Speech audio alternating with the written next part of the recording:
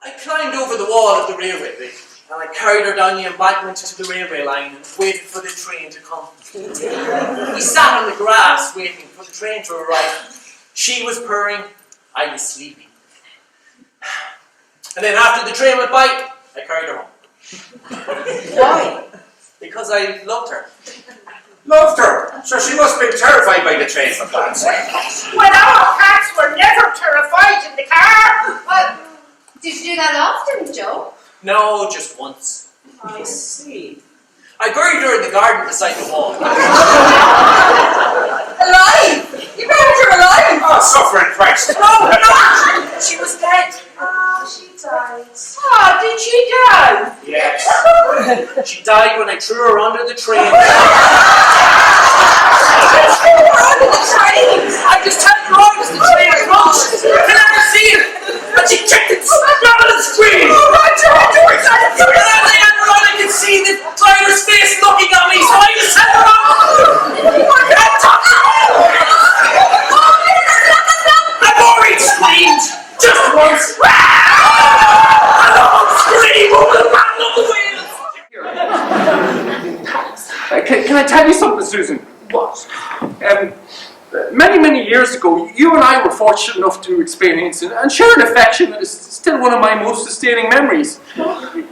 When we broke up, and I can tell you this now, indeed, I delight in the opportunity to make this declaration, no matter however unhappy, however unlikely the circumstances for this kind of confession.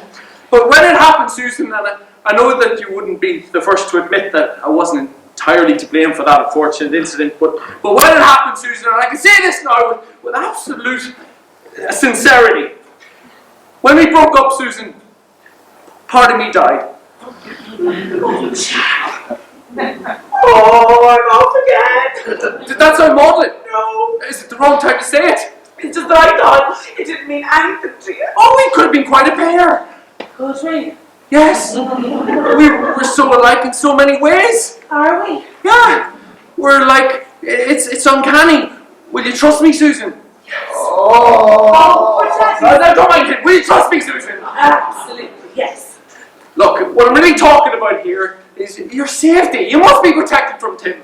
Oh, my safety? Yeah. That's why I came here today, to warn you. What's keeping them, Susie?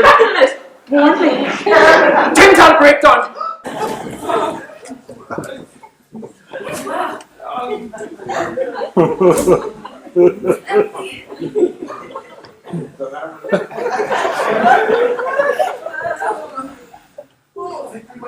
My wife and Tim see this. No, it's time for us to finish. Yeah, put your clothes on at once. Then I must take this off. You help me. No. Not in here. No.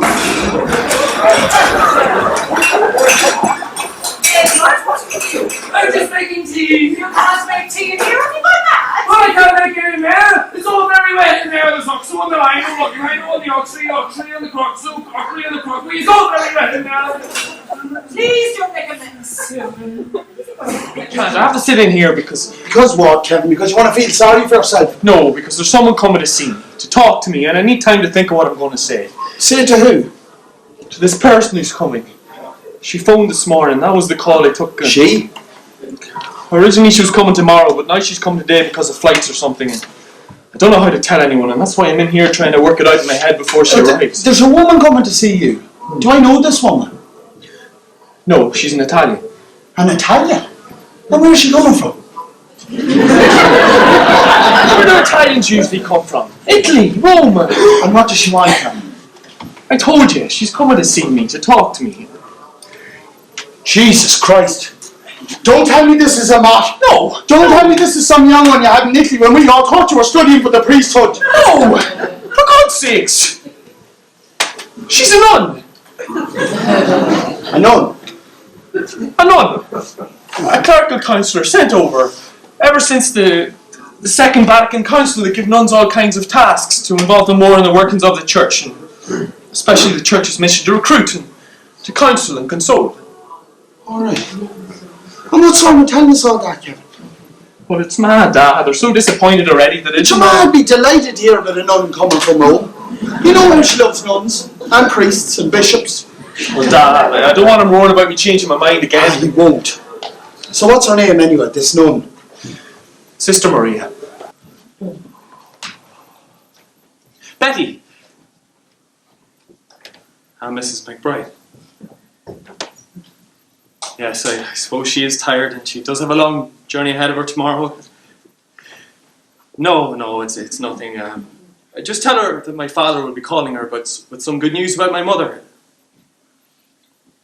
That's it, yeah. And wish her continued good luck in Canada, and perhaps we'll all see her when she comes home again.